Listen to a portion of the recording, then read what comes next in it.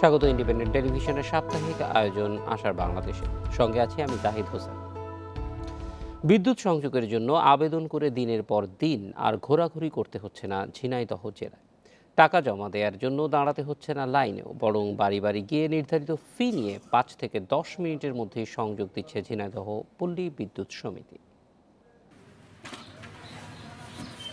সকালে ভ্যানে তোলা হয় মিটার, তার ও অন্যান্য জিনিসপত্র। সাথে থাকে দুজন লাইনম্যান ও একজন ওয়ারিং পরিদর্শক। বিদ্যুৎ সংযোগ নিতে আগ্রহী গ্রাহকের বাড়িতে পৌঁছে যায় আলোর ফেরিওয়ালা ভ্যান। বাড়িতে বসে আবেদন ফর্ম পূরণ করে ৪০০ টাকা ফি নিয়ে মিটার বসিয়ে বিদ্যুৎ সংযোগ দেওয়া হয়। আর পুরো কাজটি হয়ে যায় ৫ থেকে ১০ মিনিটেই। গত বছরের ২৪ ডিসেম্বর থেকে এভাবেই জেলার সব বাড়ি বাড়ি গিয়ে বিদ্যুৎ পৌঁছে দেওয়ার উদ্যোগ নিয়েছে ঝিনাইদহ পল্লী বিদ্যুৎ সমিতি। সংশ্লিষ্টরা বলছেন, এতে করে কোনো ধরনের হয়রানি ছাড়াই বিদ্যুৎ সংযোগ পাচ্ছে প্রত্যন্ত অঞ্চলের মানুষ। এখন ৬টা উপজেলায় 10টা আলোর ফেরিওয়ালা ভ্যানের মাধ্যমে এবার মিটার দিয়ে লাইনম্যান ইন্সপেক্টর দিয়ে পাঠাচ্ছি। এখন সেখানে ৫ মিনিটের মধ্যেই টাকা জমা দেওয়ার সাথে সাথে নতুন বিদ্যুৎ সংযোগ পেয়ে মানুষ খুশি হচ্ছে। হয়রানি আর ভোগান্তি ছাড়াই সহজে ঘরে বসে বিদ্যুৎ পেয়ে সন্তুষ্ট গ্রাহকরা। এই পদক্ষেপ যেন থেমে না যায়, এই প্রত্যাশা তাদের। বহু ঝামেলা হতো, অনেক ঘোরাঘুরি করতে হতো, একে ধরা ওকে ধরা, অনেক দিন পরে তারপর আমরা বিদ্যুৎ পাইছি। আমার বাড়ি বিদ্যুৎ ছিল না, বাড়ি আশবাড়ি ছিল, এখনই আমি টাকা দিলাম, এখনই আমার বিদ্যুৎ হয়ে গেল। বর্তমানে ঝিনাইদহ জেলায় গ্রামের সংখ্যা ১,০৩৯টি, যেখানে গ্রাহক সংখ্যা ৩,৩৫,৬৫৬ জন। Independent News desk. আলোর ফেরিওয়ালাদের নিয়ে কথা বলতে আমাদের সঙ্গে স্টুডিওতে আছেন পাওয়ার সেলের মহাপরিচালক মোহাম্মদ হোসাইন। কথা বলছি তার সঙ্গে। স্বাগত মোহাম্মদ হোসাইন। আলোর ফেরিওয়ালা নিশ্চয়ই গ্রাহকদের যে ভোগান্তির কথা গ্রাহকরা বলছেন, সেই অভিজ্ঞতা থেকেই এরকম একটা সিদ্ধান্ত নেওয়া হয়েছিল। আমরা একটু কিভাবে কাজটা করা হচ্ছে, সারা দেশেই হচ্ছে নাকি শুধুমাত্র ঝিনাইদহে হচ্ছে, সেইগুলিও জানতে চাই। ধন্যবাদ আপনাকে। বেসিক্যালি এই যে আজকের আলোর ফেরিওয়ালা যেটা শুরু হয়েছে, এটা একদিনের অথবা একটা কার্যক্রমের, এটা একটা ধারাবাহিকতা। জানেন যে আমরা যে মানুষকে বিদ্যুৎ দেওয়ার জন্য যে আমাদের যে প্রকল্প, যে আমরা সবাইকে প্রত্যেক ঘরে ঘরে আমরা বিদ্যুৎ দিব, নিরবিচ্ছিন্ন বিদ্যুৎ, সাশ্রয়ী মূল্য বিদ্যুৎ। এর পাশাপাশি আমরা যেটা বলেছি যে কাস্টমার স্যাটিসফ্যাকশন, গ্রাহক হয়রানি মুক্ত, একটু আগে আপনি দেখে, সেটার লক্ষ্যে কিন্তু বিশেষ করে বিগত ১০ বছরে আমাদের এই যে এই কার্যক্রমটা এক একটা ধাপের পর্যায়ে এসে আজকে আমরা যখন এদেশে, এখন আপনি জানেন যে ৯২% লোক কিন্তু বিদ্যুৎ সুবিধার আওতায় এসেছে, এবং আমাদের প্রায় ২০০টি উপজেলা শতভাগ বিদ্যুতায়নের আওতায় এসেছে। এই যে শতভাগ বিদ্যুৎ আওতায় এসেছে, এর অর্থ যে ধরেন যারা যারা ঘর ছিল বিদ্যুৎ পায়নি, বিদ্যুৎ দিয়েছে।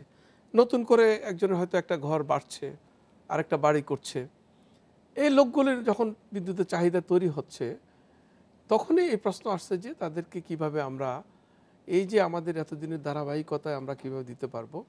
এবং সেটাই যে এটা একটা এক একজনকে হয়তো একটা উদ্যোগ নিতে হয়। আমাদের যে আজকে যেই প্রতিবেদনটা দেখালেন, একটা হয়তো অবশ্যই সেই জিএমকে আমরা ধন্যবাদ যে শুরুটা করেছে, যে এটা ঠিক আছে যে আমরা ভ্যানে করে নিয়ে যাব। কিন্তু তার আগে আমরা যেটা করেছি, যে আপনি জানেন যে একটা যে আন্তর্জাতিক যে একটা মানদণ্ড ছিল, ইজ অফ ডুইং বিজনেস, আর সেখানে কতদিনে বিদ্যুৎ পায় সেরকম একটা মাপকাঠি ছিল। আমাদের এক সময় যে দেখা গেল যে আমাদের এই ইন্ডিকেটরটা ছিল যে বছরের সময় বেশি সময় লাগে যে বিদ্যুতের আবেদন করার পর বিদ্যুৎ পেতে। সেটাকে আমরা নিয়ে এসেছি 7 দিন হাউস হোল্ডের জন্য, আর 28 দিন হলো ইন্ডাস্ট্রির জন্য। এই 7 দিনটাই বেসিক্যালি এই ইনোভেটিভ চিন্তা থেকে, যে না 7 দিন কেন, আমি যদি ওর দরখাস্তের অপেক্ষা না করে আমি যদি তার কাছে যাই, তাহলে তো এটা ওই যে 7 দিনের মধ্যে 7 মিনিটে চলে গেল। যেখানে আমার নেটওয়ার্ক আছে, যেখানে আমার তার আছে, সবকিছু আছে, সেখানে তো আমি অবশ্যই পৌঁছে যেতে পারি দ্রুতই। এক্স্যাক্টলি, যে এই যে সেটাই, যে এই যে তার মানে প্রতিটা আমার এই যে যাদের শতভাগ হয়ে গেছে অথবা বাকিদের অনেকের হয়ে গেছে, এখন শুধু আনুষ্ঠানিক উদ্বোধনের অপেক্ষা আছে, বা অনেকদের হওয়ার পথে, এদের আপনি যে কথা বলছেন ঠিকই, যে সেখানে হয়তো ডিস্ট্রিবিউশন লাইন আছে, ট্রান্সফরমার আছে, পাশের বাড়িতে হয়তো বিদ্যুৎ কানেকশন লেগেছে, নতুন করে হয়তো একটা কর করেছে, তাকে শুধু মিটারটা দিয়ে তারটা লাগিয়ে দেওয়া, সেটাই এখন হচ্ছে। এবং এই চিন্তা থেকে যে শুরু হয়েছে, যদিও একটা ধরেন পল্লী বিদ্যুৎ সমিতিতে। এটা কিন্তু এখন আমাদের পল্লী বিদ্যুতায়ন বোর্ড কিন্তু নির্দেশনার মাধ্যমে প্রত্যেক উপজেলাতে কিন্তু প্রত্যেক পল্লী বিদ্যুৎ সমিতির আওতায় কিন্তু এই কার্যক্রম চলতেছে। এটা খুবই ভালো উদ্যোগ, কারণ আমরা অনেক সময় আমরাই নিজেরা এই যেমন এই প্রতিবেদন করেছি, আগে এরকম প্রতিবেদনও করেছি যে সাধারণ গ্রামের মানুষ তারা হয়তো জানে না কোথায় কিভাবে সংযোগটা পেতে হবে, অ্যাপ্লিকেশন কোথায় দিতে হবে। এই ক্ষেত্রে দেখা যায় একটা মধ্যস্বত্বভোগী দাঁড়িয়ে যায় এবং তারা হয়তো অনেক সময় যথাযথভাবে তারা হয়তো মানে বিদ্যুৎ বিভাগের কেউই না, তাদেরকে মিসগাইড করছে। হ্যাঁ, ফলে এটার কিন্তু দায়টা বিদ্যুৎ বিভাগের উপরে চলে আসছে। সেই ক্ষেত্রেও এটা একটা বিরাট বড় ভালো ভূমিকা। আপনি ভালো কথা যে এখানে যে জিনিসটা সময়ের চেয়ে কিন্তু ওই জায়গাটায় বরং বেশি, যে আমি যদি বলি গভর্নেন্স ইস্যুটা, যে এই ধরেন প্রায় এরকম আমরা শুনি কি 2 বছর ধরে হয়তো, যেমন আমি নিজেই যখন আমার এলাকায় যাই, একজন হয়তো আসলো যে স্যার আমি তো বা ভাই আমি তো 2 বছর ধরে বিদ্যুৎ পাই না, কোথায় অ্যাপ্লিকেশন করছেন? তো হয়তো কোনো এক ইলেকট্রিশিয়ানের কথা বললো যে আমি তো অমুকের কাছে দিছি। ঠিক আছে, ভালো কথা, কই দরখাস্তটা কই? দেখা গেলো যে ওই দরখাস্ত কিন্তু সে জমাও দেয় নাই। জমা দেয় না কি জন্য? সে এটা ধরে রাখছে, ধরে আগে ওর কাছ থেকে টাকা পয়সা আদায় করবে, করে তারপরে সেগুলি নিয়ে এসে জমা দিবে। এই যে মাঝখানে যে একটা মধ্যস্বত্বভোগীর, সেটার ফলে যেমনি করে হয়রানি গ্রাহক হচ্ছে, আমাদেরও কিন্তু এই যে সুনামটা আমাদের যে বিদ্যুৎ বিভাগের বা বিদ্যুৎ কর্মী যারা বা পল্লী বিদ্যুৎ সমিতি, মাঝখানে কিন্তু ভিক্টিমাইজ হচ্ছে কিন্তু সমিতিগুলো। এই জায়গাটা এখন আর হওয়ার সুযোগ থাকবে না, কারণ এর মাঝে আর মধ্যস্বত্বভোগী ঢোকার কোনো জায়গা থাকলো না। মধ্যস্বত্বভোগী না থাকলে পরে অবশ্যই গ্রাহক সেবা, যেটা শেষ পর্যন্ত আপনাদের উদ্দেশ্য, সেইটা আরও বেশি ভালো হবে এবং গ্রাহক এবং আপনাদের মধ্যে যত বেশি যোগাযোগ হবে, কারণ যখন একটা গ্রাহকের কাছে যাচ্ছেন তখন নিশ্চয়ই শুধু ওই গ্রাহক না, আশেপাশের গ্রাহকের সঙ্গেও কথা হচ্ছে, যারা পুরনো কাস্টমার আছে তাদেরও শুধু সংযোগের ব্যাপার না, সেখানে বিলিং এর ব্যাপার থাকে, লাইনের ইন্টারাপশন থাকে, লো ভোল্টেজের ব্যাপার আছে। সো সেও কিন্তু সব কথাগুলি বলার সুযোগ পাচ্ছে, কারণ বিদ্যুতের লোককে তার ঘরের কাছে পেয়ে যাচ্ছে। এটা ভালো, মানে এটার অনেক ধরনের সুফল আছে। এখন মূল চ্যালেঞ্জটা হচ্ছে এটা কিন্তু খুব বেশি লজিস্টিক সাপোর্টের দরকার নেই, একটা সাধারণ ভ্যানে করেই যেহেতু যাচ্ছে, ফলে কিছু ড্রপ হয়। এটা বলা যায় যে শুধুমাত্র যদি সদিচ্ছা থাকে তাহলে এই সেবাটা পৌঁছে দেওয়া সম্ভব আমাদের মনে সদিচ্ছা হয়েছে। এবং আমরা বিশেষ করে এই যে উৎসাহ উদ্দীপনা মানুষের কাছ থেকে পেয়েছে, মানুষের অনেক সময় বলে না যে আপনার প্রশংসার মাধ্যমে কিন্তু মানুষ আরো উৎসাহিত হয়।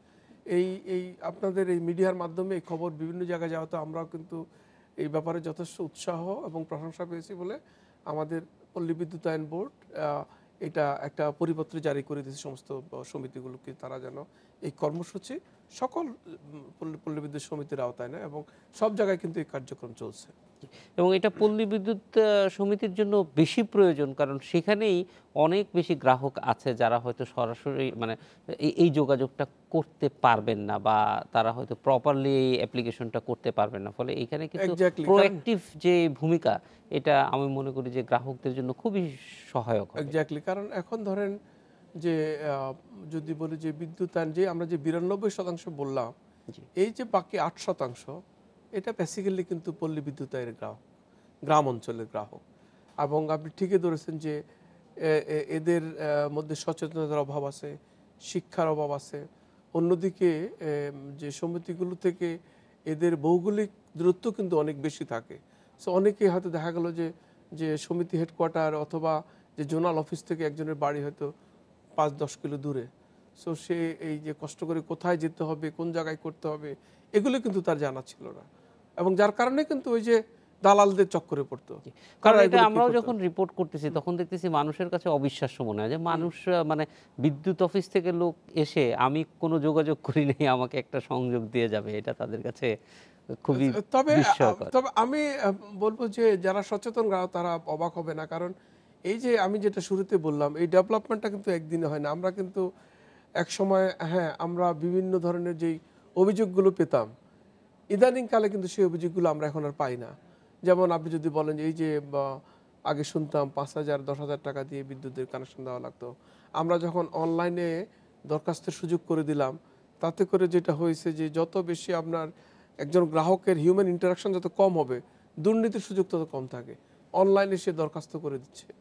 প্লাস আমাদেরও যে ধরেন যত স্কারসিটি থাকে তত সেখানে কিন্তু করাপশনের সুযোগটা তৈরি হয়। কিন্তু আমরা যে এত প্রজেক্ট আমাদের পল্লী বিদ্যুৎ আওতায় আমরা নিয়েছি এবং চাওয়ার আগেই কিন্তু সেখানে লাইন নির্মিত হয়েছে, ট্রান্সফরমার লেগেছে, মানুষেরও সংযোগ পেয়েছে, যেটা বললাম যে 7 দিনে পেয়েছে, এখন সেটা হয়তো 5 মিনিটে এসেছে। এটার একটা ইনোভেশন, এর মোর প্রোঅ্যাক্টিভ অ্যাপ্রোচটা। কিন্তু এই কার্যক্রমগুলো কিন্তু আমাদের একদিনে হয়নি, যেটা বললাম যে আমরা দিন দিন কিন্তু এই যে গ্রাহক সন্তুষ্টি বলি অথবা গুড গভর্নেন্স বলি অথবা আমাদের যে পারফরমেন্স যেটা ডেভেলপমেন্টটা ইমপ্রুভমেন্টটা সেটা আমরা করে আসছি।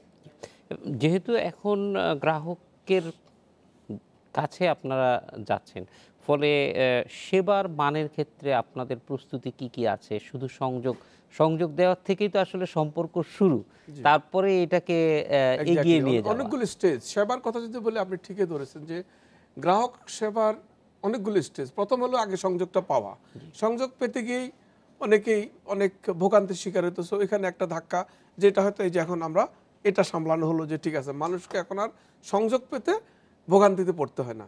But that's not the end of it. এরপরে আসলে যে অবশ্যই এটা মানে এটাই শেষ না, এটাই শুরু।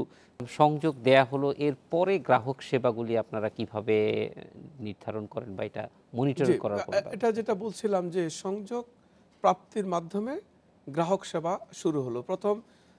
প্রাথমিক যে সেবাটা পেল সে সংযোগ পেল, কিন্তু তারপরে যেটা হয় যে ধরেন আমার বাড়িতে সংযোগ আছে, বিদ্যুৎ থাকছে না, তো দেখা গেল যে এক সময় লোডশেডিংয়ের যন্ত্রণা ছিল, এখন আর লোডশেডিং নাই, কিন্তু এর অর্থ এই নয় যে সে বিদ্যুতের ইন্টারাপশন তার হবে না।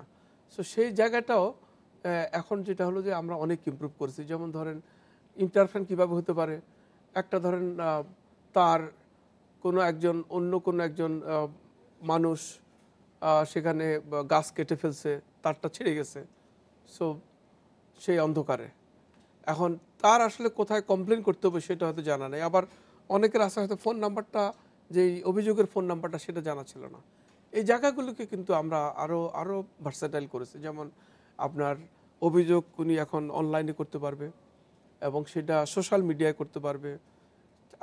আমাদের প্রত্যেক ইউটিলিটির কিন্তু অভিযোগ, নিজস্ব অভিযোগ সাথে আছে, সেন্ট্রাল একটা অভিযোগের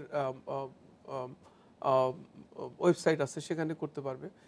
সো সেগুলোও দ্রুত কিন্তু অ্যাড্রেস করার আমরা করেছি এবং সেই অভিযোগ ব্যবস্থাপনা অনেক উন্নত হওয়াতে এই সেবাটাও কিন্তু অনেক উন্নত হয়েছে। এটাকে আমরা আরও ব্যাপকভাবে নিতে চাই, যেটাকে আপনি বলতে পারেন যে স্মার্ট গ্রিড, অর্থাৎ গ্রাহকের ইভেন বলা লাগবে না, আমার বিদ্যুতের যে অফিস কোনো একটা জায়গায় যদি ইন্টারাপশন হয়, এখান থেকে বোঝা যাবে যে অমুক গ্রামে ওই জায়গাটায় ইন্টারাপশন হয়েছে। সো আমার যে গ্যাং আমরা বলি, যে বিদ্যুতের যে গ্যাং, সেখানে দ্রুত গিয়ে বুঝতে পারবে। সো এটা একটা সেবার জায়গা, যেটা আমরা অনেক ইমপ্রুভ করেছি, আরও ফার্দার ইমপ্রুভ করার ব্যবস্থা নিচ্ছি। থার্ড সেটা হলো যে দেখা যায় ভুতুড়ে বিল বা আপনার যে মিটার রিডারদের দৌরাত্ম্য, দেখা গেলো যে আপনি হয়তো 500 টাকার বিদ্যুৎ ইউজ করেছেন আপনার জানা মতে, হঠাৎ করে এক মাসে 2000 টাকার বিল চলে আসলো। সো এই যে ইনকনসিস্টেন্ট বিলিং বা মিটার রিডাররা গেল না, একটা আরবিট্রারি বিল তুলে দিল, এই মিটার রিডারদের দৌরাত্ম্য থেকে আমরা মানুষকে রিলিফ দিতে চাচ্ছি। সেই জন্য আপনি জানেন যে এখন প্রিপেইড মিটার বা স্মার্ট মিটার আমরা দিচ্ছি, যার ফলে এখন আপনার বিল আপনি নিজেই দেখতে পারতেছেন, আপনি কত খরচ করতেছেন, কত বিল হবে, সেই জায়গাটাও কিন্তু এখনই হয়ে যাচ্ছে। এর বাইরে যদি পোস্টপেডও থাকে, আগে বিল দিতে গিয়ে আপনার হয়তো দূরে ব্যাংকে গিয়ে আপনার লাইন দিতে হতো, একটা বিল একে তো হলো বিল অনেকের পাওয়া যেত না, কিন্তু পরে দেখা যায় ডিসকানেক্ট করে দিচ্ছে, বিল দেওয়া হয় নাই, অথচ সে হয়তো বিলটাই পায় নাই। সো এখন আপনি মেসেজের মাধ্যমে আপনি কিন্তু আপনার বিল পাচ্ছেন, প্রতি মাসে আপনি দেখবেন আপনার দিতে পাবেন যে আপনার এই মাসের বিদ্যুৎ বিল এত। সো আপনি বিল পাচ্ছেন, জমা দিতে গিয়ে আপনার ব্যাংকে যাওয়া লাগবে না, আপনি অনলাইনে দিতে পারবেন, আপনি ওয়েবসাইটের মাধ্যমে দিতে পারবেন, মোবাইলের মাধ্যমে দিতে পারবেন। সো একদিক দিয়ে প্রিপেড, অন্যদিকে পোস্টপেডের ক্ষেত্রে কিন্তু বিলিংয়ের যে যন্ত্রণা, সেটাতে কিন্তু আমরা রিলিফ দিয়েছি। প্রিপেইডের মিটারের আপনাদের অভিজ্ঞতা কেমন? গ্রাহকরা কি ধরনের প্রিপেড যেহেতু it has been newly introduced, কিছু সমস্যা, যে কোনো জিনিস হয় কি নতুন ইন্ট্রোডিউস করলে একটা হলো যে অভিজ্ঞতার অভাব থাকে, জ্ঞানের অভাব থাকে, আমাদেরও বলতে পারেন যে এক্সপার্টাইজের কিছু লিমিটেশন থাকে। দুই দিক থেকেই নতুন একটা জিনিস শুরু হলে কিছু সাফারিংস হয়, এটা অস্বীকার করার উপায় নাই। সেই জায়গায় যেমন আমরা প্রথম যখন করেছি, যেটা হতো যে আপনার ছুটির দিনে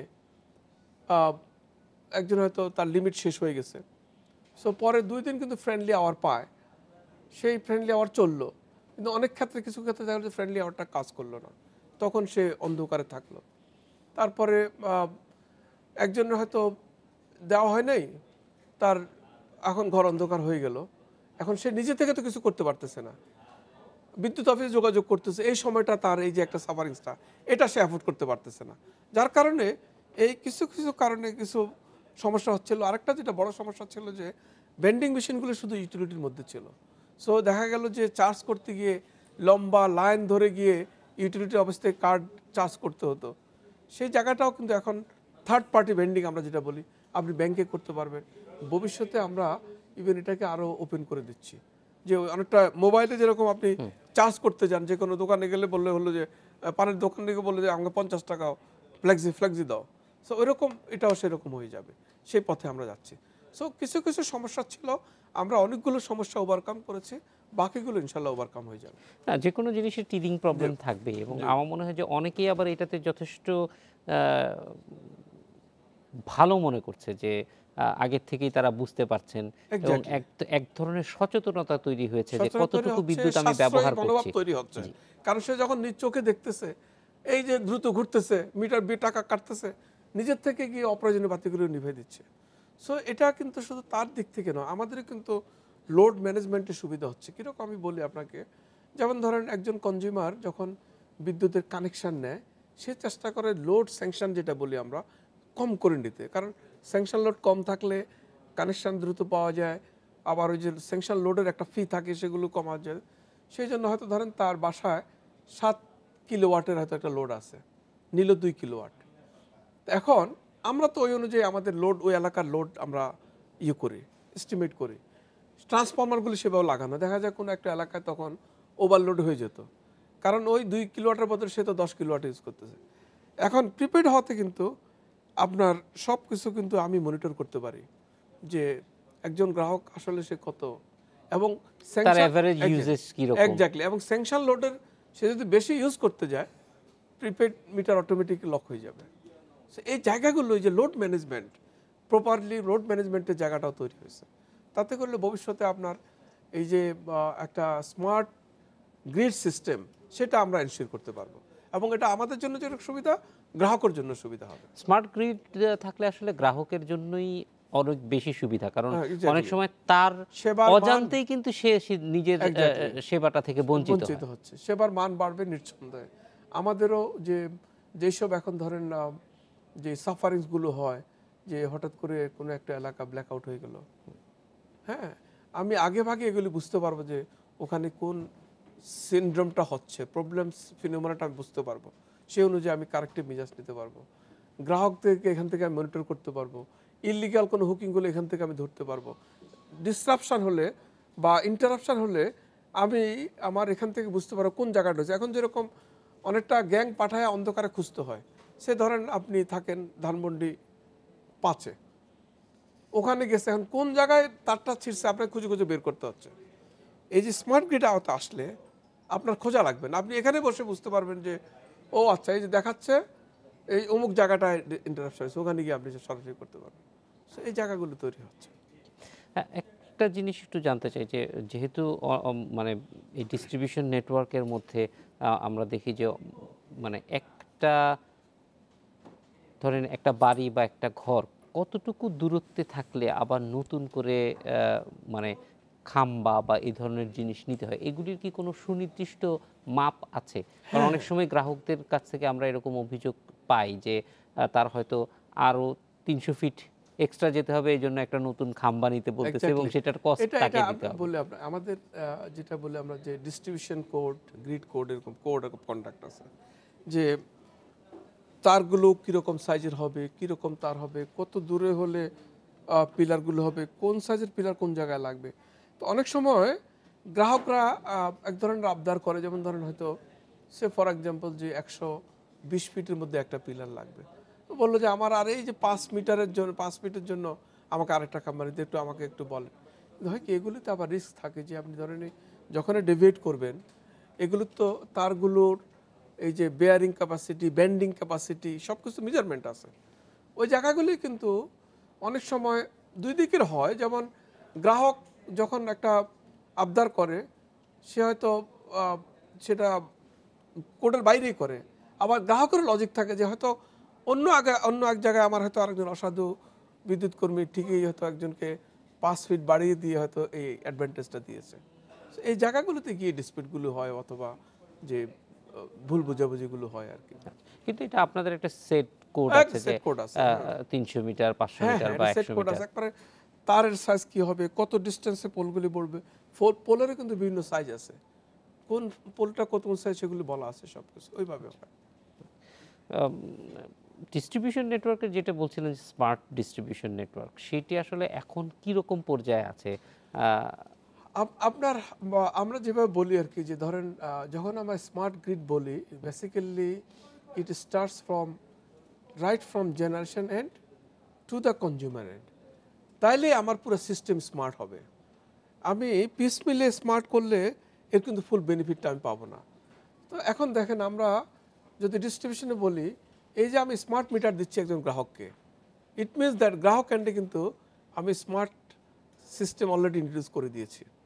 এখন আসলো আমার এই ট্রান্সফরমারটাতে সেরকম স্মার্ট সিস্টেম থাকতে হবে, আমার যে সাবস্টেশনটা আছে সেখানে স্মার্ট সিস্টেম থাকতে হবে। হ্যাঁ, যেমন আমরা বলি যে স্ক্যাডা সিস্টেম, হ্যাঁ সেই ডিস্ট্রিবিউশন স্ক্যাডা থাকতে হবে। হ্যাঁ, স্ক্যাডা হলো আর কি যে system control and data acquisition. এর মানে হলো আপনি অটোমেটিক ডাটা নেভিগেট করতে পারবেন, দেখতে পারবেন, ডাটা মনিটর করতে পারবেন। সো সেটা ডিস্ট্রিবিউশন এন্ডে থাকতে হবে, ট্রান্সফরমারে থাকতে হবে, সাবস্টেশনে থাকতে হবে, গ্রিড সাবস্টেশনে থাকতে হবে, জেনারেশন পয়েন্টে থাকতে হবে। সো দ্যাট প্রতিটা পয়েন্ট আপনার স্মার্ট হয়ে গেলে এবং পুরো সিস্টেমটা স্মার্টের আওতায় আসবে। সো আমরা যেমন এই যে এখন ডিস্ট্রিবিউশনে স্মার্ট মিটার দিচ্ছি, সো এটা স্টার্টেড অলরেডি, আমরা স্কাডাগুলো তো লাগাচ্ছি এবং আমাদের যে সাবস্টেশনগুলো কিন্তু কিছু কিছু অলরেডি আমরা শুরু করে দিচ্ছি যে স্মার্ট সাবস্টেশনে। সো আমাদের যে টার্গেট সেটা হলো যে আমরা উইদিন নেক্সট 5 ইয়ার্স, অর্থাৎ এই সরকারের আপনি জানেন যে আমাদের যে রূপকল্পটা ছিল সেটা হলো যে ensure 100% access to electricity at an affordable price and uninterrupted quality electricity. So আমরা কিন্তু অ্যাক্সেস হয়ে গেছে, 92 ভাগ হয়েছে, আগামী 1 বছরে 100 ভাগ হবে। বাকিদের দুইটা চ্যালেঞ্জ সেটা হলো যে এই যে আনইন্টারাপ্টেড বলছে সেটা হলো তার মানে আমি যখন এই স্মার্ট সিস্টেমের আয়তা আনবো তখন কিন্তু আমি আনইন্টারাপ্টেড বিদ্যুৎ এনশিওর করতে পারবো। সো আমাদের এই রূপকল্পকে ধরেই আমরা উইদিন নেক্সট 5 ইয়ার্স আমরা ইনশাল্লাহ আমরা স্মার্ট গ্রিডে আমরা চলে যেতে পারবো। এক্ষেত্রে মানে গ্রাহকদের দিক থেকে কি ধরনের সহযোগিতা প্রয়োজন মনে করেন যে স্মার্ট নেটওয়ার্কে আসতে হলে গ্রিডটা যদি খুবই ইম্পর্টেন্ট কারণ গ্রাহকের সহযোগিতা ছাড়া আসলে এটা সম্ভব নয়। কারণ যে ধরেন প্রথম যেটা বললাম যে এটা আমি যদি ডাউন স্ট্রিমে চিন্তা করি তাহলে গ্রাহক প্রান্ত থেকে শুরু হলো, আমি তাকে একটা স্মার্ট মিটার দিলাম কিন্তু গ্রাহক যদি আমাকে কপারেট না করে, আপনি জানেন যে আমাদের এখনও অনেক ধরনের ম্যানিপুলেশনের টেন্ডেন্সি থাকে। সো আমি যদি সেটাকে ম্যানিপুলেট করি, হ্যাঁ, এবং আমার যে ইভেন আমার বাসার যে ইলেকট্রিফিকেশন ওয়্যারিং সিস্টেম, আমার যে লোড বরাদ্দ লোড সেগুলোকে যদি আমি প্রপারলি যদি মেনটেন না করি, গ্রিড কোড অনুযায়ী যদি আমি ওয়্যারিংটা না করি, তাহলে কিন্তু আমার এই যে ইনিশিয়েটিভগুলো যে গ্রিড সিস্টেম যে স্মার্ট করার সেটা কিন্তু ওখানে ধাক্কা খাবে। কারণ আপনি বুঝবেন যে কোনো একটা সিস্টেমের কোনো একটা অংশ যদি কোনো ডিসপিউট থাকে পুরো সিস্টেমটাই ম্যালফাংশন হয়ে যাবে। মোহাম্মদ হোসেন, আমরা একটা বিরতিতে যাব, ফিরে এসে একটু জানবো এই যে ধরেন সাধারণ মানুষ অনেক সময় অভিযোগ করে অনেক বেশি বিল এসেছে, এত ব্যবহার করিনি, লোড ক্যালকুলেশন এবং আসলেই তার যে কনজামশনের প্যাটার্ন আছে বা যেই সব যন্ত্রপাতি তিনি ব্যবহার করতেছেন সেইটার আপার লিমিট লোয়ার লিমিট এই জিনিসগুলি মানুষ জানতে পারে কিভাবে, এগুলি নিয়ে কাজ করার সুযোগ আছে কিনা, তাহলে হয়তো অনেক ধরনের কনফিউশন দূর হতে পারে। বিশেষ করে লোড ম্যানেজমেন্ট, অর্থাৎ আমার কতটুকু লোড আমি আসলে স্যাংশন নিব সেই সিদ্ধান্তটা গ্রাহক কিভাবে নিচ্ছে সেইটা একটা ইনফর্মড ডিসিশন কিনা। একজন গ্রাহক কিভাবে বুঝবেন যে তার লোড কতটুকু, কারণ এই সিদ্ধান্তটির উপরে কিন্তু শেষ পর্যন্ত দেখা যায় যে পুরো দেশের বিদ্যুৎ ব্যবস্থার অনেক কিছু নির্ভর করছে। আপনি ঠিকই বলেছেন যে আমরা যখন ডিমান্ড ক্যালকুলেশন করি, এবং আপনি জানেন বিদ্যুৎ এমন একটা সিস্টেম যে আপনি ডিমান্ডের অতিরিক্ত উৎপাদন করে এটা স্টোর করার সুযোগ নেই। আপনার চাহিদা অনুযায়ী বিদ্যুৎ কেন্দ্রগুলো চালাতে হবে এবং করতে হবে। It's a very tedious job. আপনার যদি ডিমান্ডের কম বেশি হয় তাহলে সিস্টেম আনস্টেবল হয়ে যাবে।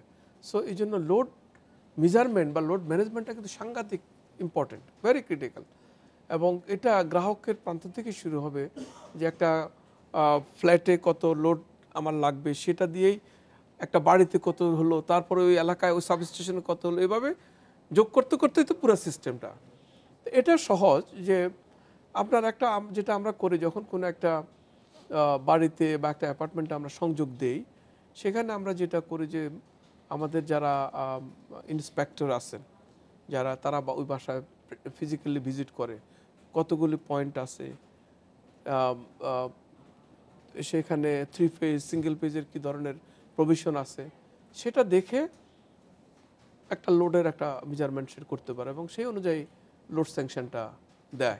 এটা কি যেমন যদি একটা বাড়ি হয় বা মানে কনস্ট্রাকশনের রিলেটেড কিছু হয়, সেখানে তো এটার একটা ডিজাইনও করা হয় নিশ্চয়ই বিদ্যুৎ ব্যবস্থা, সেখানে কি কোনো মানে সম্ভাব্য কত হতে পারে একটা লিমিট, এগুলি উল্লেখ থাকে? অবশ্যই সেখানে তার যেতে যে ওয়্যারিং সিস্টেমেই সেখানে কি সম্ভাব্য পুরো বাড়ির লোড ফোরকাস্টটা সেখানে ইজিলি করতে পারে, করে আসে। এবং সেই অনুযায়ী কিন্তু ওই বাড়িতে আপনার একটা যে সাবস্টেশন লাগবে কি না, হ্যাঁ, সেইটা প্রভিশন। আবার আপনি জানেন যে আমরা নতুন সংযোগের ক্ষেত্রে যে সোলার প্যানেলের কথা বলা হয়ে থাকে, সেই সব প্রভিশনগুলো থাকে বললেই অনেক ক্ষেত্রে গ্রাহকরা নিজেদের অসচেতনা বলি অথবা এই যে ইনিশিয়াল এই ইনভেস্টমেন্ট ভীতি থেকে কিন্তু অনেক সময় তারা হাইড করার চেষ্টা করে। এবং সেটা গ্রাহকদেরও আসলে জানানো দরকার কিনা যে এটা আসলে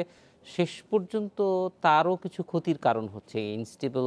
এক্স্যাক্টলি আমরা সেটা বলি যে যখন এই গ্রাহকরা প্রায় দেখি এরকম অ্যাপ্রোচ করে যে আমি আপাতত এই পয়সাটা দেওয়ার নাই, আমাকে আপাতত ডাইরেক্ট দিয়ে দেন, আমরা পরবর্তীতে সাবস্টেশন লাগাবো। তো আমরা সেটা বুঝাই যে এটা আমাদের থেকে গ্রাহকেরও কিন্তু সেফটি সিকিউরিটির স্টেবল বিদ্যুৎ পাওয়ার কিন্তু একটা গ্যারান্টি, এটা বুঝি। এবং এখন things are improving day by day, এগুলো এখন অনেক ইমপ্রুভ। মানে অনেক সময় যেটা আমার মনে হয় যে গ্রাহকদেরও এটা তাদের যে সবসময় অর্থের কারণে তা না, আন্ডারস্ট্যান্ডিং লেভেলটা ডিফারেন্ট থাকার কারণে অনেক সময় তারা হয়তো চিন্তা করে যে কেন আমি আবার শুধু আমার একটা বাড়ির জন্য আননেসেসারি একটা ইনভেস্ট করতে যাব, সেই জায়গাটা আমরা কাউন্সেলিং করি। তো এখন সেটা সত্যিকার অর্থে আসলে মানুষের মধ্যে সচেতনতা বাড়ছে, যেমনি করে সাশ্রয়ী মনোভাব তৈরি হয়েছে এবং এইসব বিদ্যুতের সুবিধা অসুবিধাগুলো মানুষ অনেক সচেতন হচ্ছে। কারণ আমরা কিন্তু এই সচেতনতামূলক অনেক কার্যক্রম আমরা গ্রহণ করি এবং আপনি জানেন যে প্রতি বছর আমরা যে বিদ্যুৎ জ্বালানি মেলা করি, মেলার মাধ্যমে কিন্তু মানুষের ব্যাপক সচেতনতা তৈরি হয়, যার কারণে এখন কিন্তু আগে যে ধরনের কমপ্লেন আমরা পেতাম, আগে যে ধরনের সমস্যা আমরা ফেস করতাম বা গ্রাহকরাও যেসব ভোগান্তিতে পড়তো, এখন তার কিন্তু খুবই কমই আছে আর কি, বলতে গেলে ওই ধরনের সমস্যা এখন না। এখন বরং গ্রাহকের সমস্যাগুলো যে গ্রাহকও কিন্তু আপনার কিভাবে মানের যেমন স্টেবল ফ্রিকোয়েন্সির বিদ্যুৎ পাবে, লোডশেডিং তো বাই হয়ে গেছে, এখন লোডশেডিং নাই বললে চলে।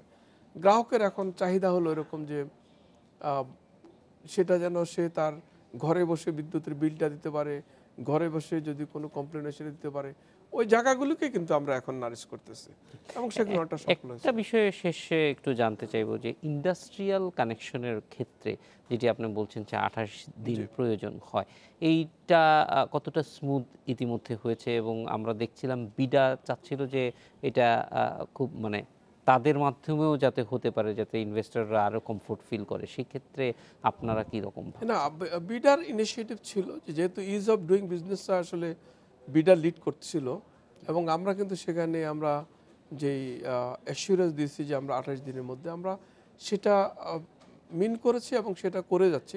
একটা সমস্যা হয় সেটা হলো যে লিগ্যাল রিকোয়ারমেন্ট থাকে একটা ধরেন শিল্পে বিদ্যুতের কানেকশন দিতে গেলে, যেমন ধরেন আপনার ফায়ারের ব্যাপার আছে এবং এটাকে আপনি বাইপাস করে অ্যাভয়েড করে আপনি কোনো একটা জায়গায় বিদ্যুৎ দেওয়ার কোনো সমীচীন নয়। সো এখন ধরেন কোনো একটা ইন্ডাস্ট্রি এই যে কমপ্লায়েন্সগুলো এগুলো হয়তো প্রপারলি এনভায়রনমেন্টাল সেফটি সিকিউরিটিগুলো কমপ্লায়েন্সগুলো হলো না, সেক্ষেত্রে হয়তো ইনকমপ্লিট একটা দরখাস্ত আসলো। সেসব ক্ষেত্রে গিয়ে আমরা ওই ইন্ডাস্ট্রি ওনারকে বলি যে না, এটা তো আপনার ইনকমপ্লিট অ্যাপ্লিকেশন, আপনি এটা কমপ্লিট করে এনে দেন। ওই জায়গাতে গিয়ে শুধু এইগুলো হচ্ছে। বাট আমরা যদি কমপ্লিট সেট অফ অ্যাপ্লিকেশন আমরা পাই, we don't take more than 28 days, আমরা এর মধ্যে আমরা করে দিচ্ছি। সমস্যাটা ওই জায়গাতে হয়। জি মোহাম্মদ হোসেন, আমাদের একদম শেষ পর্যায়ে চলে এসেছি। আলুর ফেরিওয়ালা নিয়ে শুরু করেছিলাম, আলুর ফেরিওয়ালা সম্পর্কে আরেকটু জানতে চাইবো যে এই উদ্যোগটি খুবই ভালো উদ্যোগ, প্রশংসিত সারা দেশে। আমরা দেখছি যে মানুষ এটাতে আলোড়িতই হচ্ছেন। আলুর ফেরিওয়ালার এই বিষয়টা মানে সেবার যে প্রক্রিয়াটা, যেটি মানে গ্রাহকের কাছে স্বেচ্ছায় যাওয়া, এটা আসলে বাংলাদেশের সার্ভিস ডেলিভারির যতগুলি ক্ষেত্র আছে সব ক্ষেত্রের জন্যই কিন্তু অনুসরণীয় মনে করি আমরা। এইটাকে মানে এইটার থেকে শুরু করে সার্ভিস ডেলিভারির সবগুলি ধাপেই কিভাবে আপনারা আর একটু গ্রাহকের কাছে পৌঁছাতে চান, কোনো পরিকল্পনা ইতিমধ্যে নিয়েছেন? আমি যেটা আপনাকে শুরু থেকে বলেছি যে আলোর ফেরিওয়ালা এটা একটা, আমি বলবো যে এটা প্রতীকী। সর্বশেষ আমাদের যে গ্রাহককে আমরা we are committed to provide quality electricity to all people, এটা একটা সর্বশেষ একটা প্রতীকী। বাট আলোর ফেরিওয়ালা হলো আসলে সত্যি অর্থে যদি বলি যে আমাদের মাননীয় প্রধানমন্ত্রী শেখ হাসিনা, উনি এই যে আমাদেরকে ভিশন 2021 দিয়েছেন যে আমরা যে we will ensure access to electricity to all, quality electricity at an affordable price, বা আমরা যেটা বাংলাতে আমাদের একটা ব্র্যান্ডিং আছে যে শেখ হাসিনার উদ্যোগ ঘরে ঘরে বিদ্যুৎ, ওটাকে মাথায় রেখে কিন্তু আমরা এই জায়গাটা এসেছি এবং এটা আমরা সার্বত্রিকভাবে মিন করি, শুধু একটা ভ্যানে করে একটা মিটার আর তার নিয়ে নয়। এটাকে আমরা ওই যেটা বললাম যে এর কিন্তু এই যে গ্রাহকের বিদ্যুৎ সুবিধার অনেকগুলো ধাপ, আমরা কিন্তু সবগুলো ধাপকেই কিন্তু আমরা মিন করেছি। এটা হলো একটা তার প্রতীকী মাত্র যে আমরা কিভাবে গ্রাহকের কাছে আমরা পৌঁছছি, তার একটা ফিজিক্যাল ডেমনস্ট্রেশন।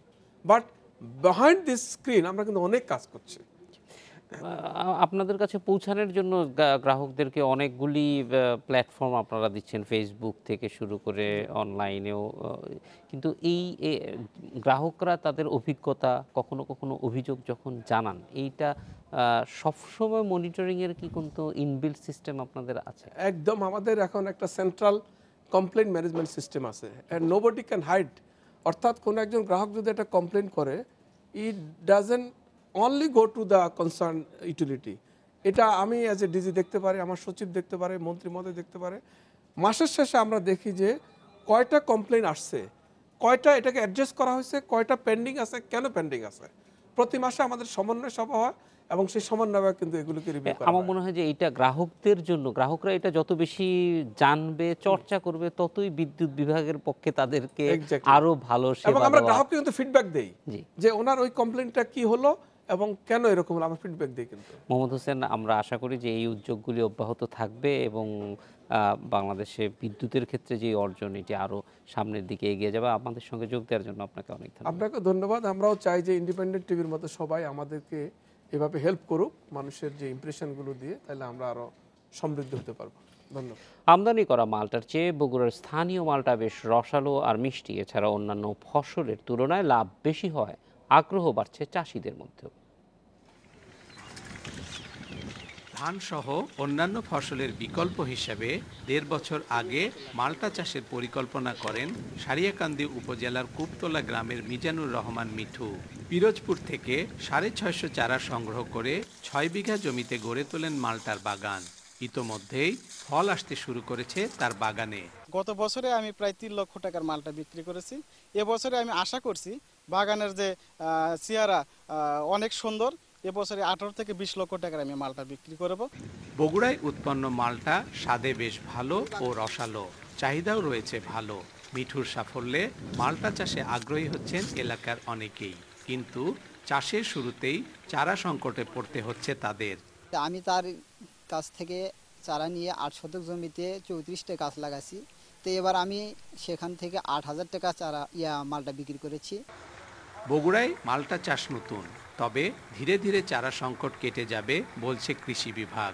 বগুড়ার অনেক এলাকার মাটি মালটা চাষের উপযোগী, তাই চাষ সম্প্রসারণে প্রয়োজনীয় পরামর্শ দিচ্ছেন কৃষি কর্মকর্তারা। আমরা চেষ্টা করতেছি কৃষকদেরকে গতানুগতিক যে ফসল ধান পাট এর বাহিরে লাভজনক ফসল বিশেষ করে ফল বাগানে উদ্বুদ্ধ করার জন্য। এবছরই প্রথম মালটার এখানে ফ্রুটিং হয়েছে এবং আমি যেটা দেখিয়েছি যে এই মালটার স্বাদ বাজারে যে আমরা মালটা যে খাই তার তুলনায় কিন্তু অনেক ভালো। বগুড়ায় মালটা গাছে সাধারণত ফুল আসে ফেব্রুয়ারিতে এবং ফল পাওয়া যায় জুলাই আগস্ট মাসে। Hasibur Rahman, Independent News, Sariakandi, Bogura.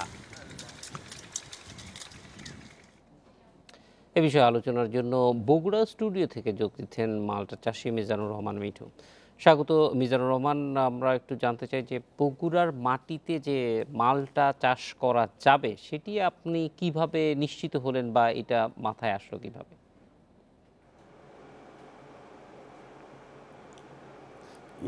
এটা আমি ওই শায়েক সিরাজ স্যারের একটা প্রোগ্রাম দেখতেছিলাম, সাত কৃষি, সেখান থেকে আমি দেখি পিরোজপুরের মালটা বাগান হচ্ছে।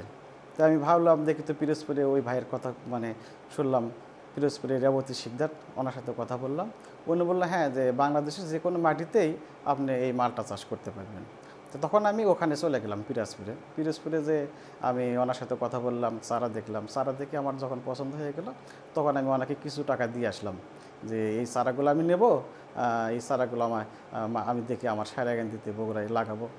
উনি বললেন যে হ্যাঁ, আপনি যে কোনো জায়গায় লাগাতে পারেন, কিন্তু মালটা খুব মিষ্টি হবে, রসালো হবে, মিষ্টি হবে। বগুড়ার মাটি যেই এলাকাটির কথা বলছেন সেই সারিয়াকান্দি অনেক সময় আমরা শুনি যে এখানে বন্যার পানি আসে। আপনার এই এলাকাটি থেকে বন্যার পানি আসে বা বন্যার সঙ্গে মালটার কোনো সুবিধা অসুবিধা আছে কিনা? হ্যাঁ, অসুবিধা আছে। যদি বন্যায় মালটা বাগানটা ডুবে যায়, পানি ওঠে, তা সেক্ষেত্রে গাছ মারা যাবে। আর আমার এখানে আমি যে জায়গায় লাগাইছি এটা অনেক উঁচু জায়গা। গত বছরে যে বন্যা হয়েছে এই বন্যায় আমার বাগানে পানি ওঠেনি। মালটা চাষের ক্ষেত্রে একটা বড় সমস্যার কথা যেটি বিভিন্ন সময় দেখা যায় যে চারাটা কি ধরনের চারা, এটি উচ্চ ফলনশীল জাতের কিনা বা বাংলাদেশে ইতিমধ্যে এটি বাংলাদেশের উপযোগী করে কোনো চারা ইতিমধ্যে উদ্ভাবন করা হয়েছে কিনা?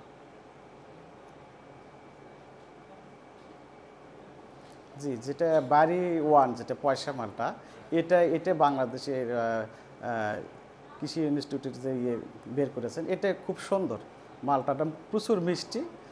বাড়ি ওয়ান যে মালটাটা, বাড়ি ওয়ান মালটা, এটা পাওয়া যায় কীরকম? সাধারণ মানুষের কাছে এই চারা সহজলভ্য কিনা?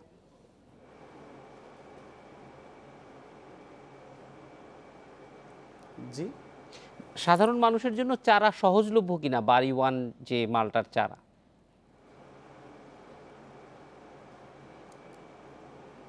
জি জি সহজ। এটা যে কোনো চাষি লাগাতে পারবে, এটা চারা লাগাতে পারবে।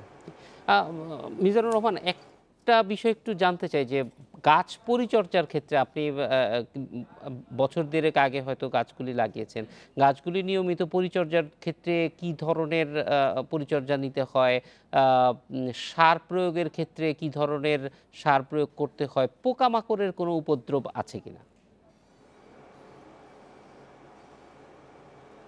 জি আছে, পোকামাকড়ের আছে, বাকড়নাশক আছে, কীটনাশক আছে, এটা অনেক সময় পাতাগুলো ওরা কোঁকড়ানো হয়ে যায়, সেক্ষেত্রে আমরা দেখি যে বাকড়নাশক হলে আমরা হালকা একটু কীটনাশক ব্যবহার করি। আর নিচে আমরা সবসময় গোবর সারটা আমরা বেশি ব্যবহার করে রাখি। এটা কি মানে শীত বা গ্রীষ্ম কোন সময়টা পোকামাকড়ের আক্রমণ বেশি থাকে? এটা ওই দুই সময়ই থাকে, গরমের সময়ও থাকে, শীতের সময়ও থাকে, কিন্তু শীতের সময় তুলনামূলকভাবে একটু কম থাকে আর কি। এখন বাজারে তো বিদেশি মালটা প্রচুর পাওয়া যায়, সেক্ষেত্রে দেশি মালটা উৎপাদন করে বিক্রি করাটা আপনাদের জন্য কঠিন কিনা?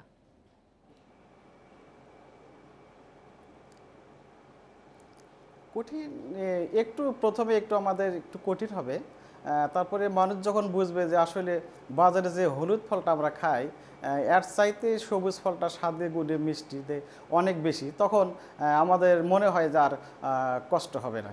কিন্তু আমাদের তো অনেক সময় দেখা যায় যে শর্টকাটে যাওয়ার চেষ্টা করা হয়, যে ঠিক আছে সবুজটাকে একটু হলুদ বানায় বিক্রি করা, সেরকম কোনো উদ্যোগ আছে কিনা? জি না না না, এরকম কোনো উদ্যোগ নেই।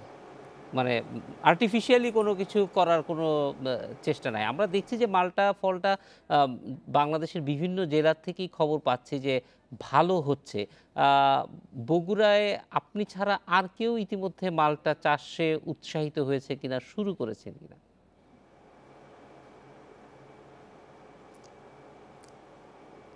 জি হয়েছে, ওই কৃষি অফিস থেকে প্রজেক্ট হিসাবে 50টা করে গাছ দিচ্ছে অনেক জায়গায়, ওনারা অলরেডি লাগাই ফেলছে। আর অনেকেই চারা চাচ্ছে, এখন আমরা চারা দেওয়ার জন্য অলরেডি চারা তৈরি করে ফেলছি, এই চারাগুলো আমরা দিতে পারবো এখন আর কি। মিজানুর রহমান, চারা কি আপনি নিজেই তৈরি করছেন আপনার বাগান থেকে? জি। এই চারাগুলি কারা নিচ্ছে, বা এই চারাগুলি উৎপাদন করার ক্ষেত্রে কি পদ্ধতি ব্যবহার করছেন?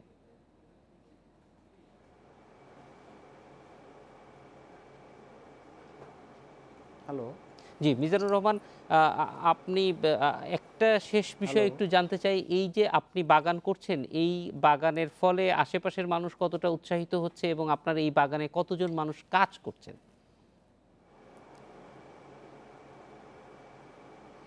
আমার বাগানে প্রতিদিন 5 থেকে 7 জন লোক কাজ করে, আর আশেপাশের লোক অনেক উৎসাহিত হচ্ছে যে বাগানটা দেখে, আসলে নতুন একটা ফল বাংলাদেশে এসেছে, তারা অনেক উৎসাহিত। চারা নেওয়ার জন্য অনেক সময় সবসময় আসতেছে তারা চারা নেওয়ার জন্য। আমি অলরেডি চারা তৈরি করে ফেলছি তাদেরকে দেওয়ার জন্য আর কি। একটা চারা যে আপনার কাছ থেকে যারা নিচ্ছেন তাদের এই চারাটা কতদিন পরে চারা থেকে ফল আসবে, মানে ফলন কত দিনে শুরু হয়?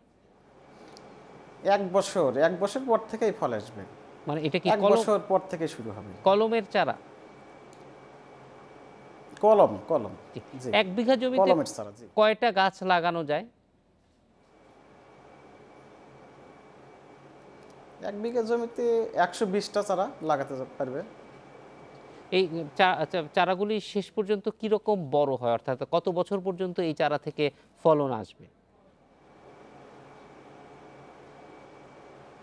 এটা আমরা কৃষি অফিসার আমাদেরকে বলছে যে 25 থেকে 30 বছর পর্যন্ত এ চারা থাকবে।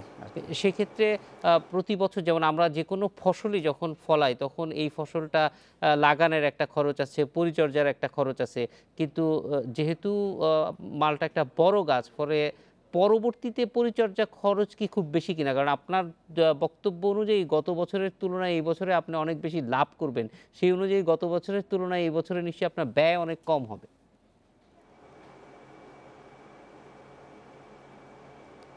জি, এখন যত বড় গাছ হবে খরচটা একটু কমে যাবে, ঘাস ঘুষ সব যা আছে সবগুলো নিচে কমে যাবে।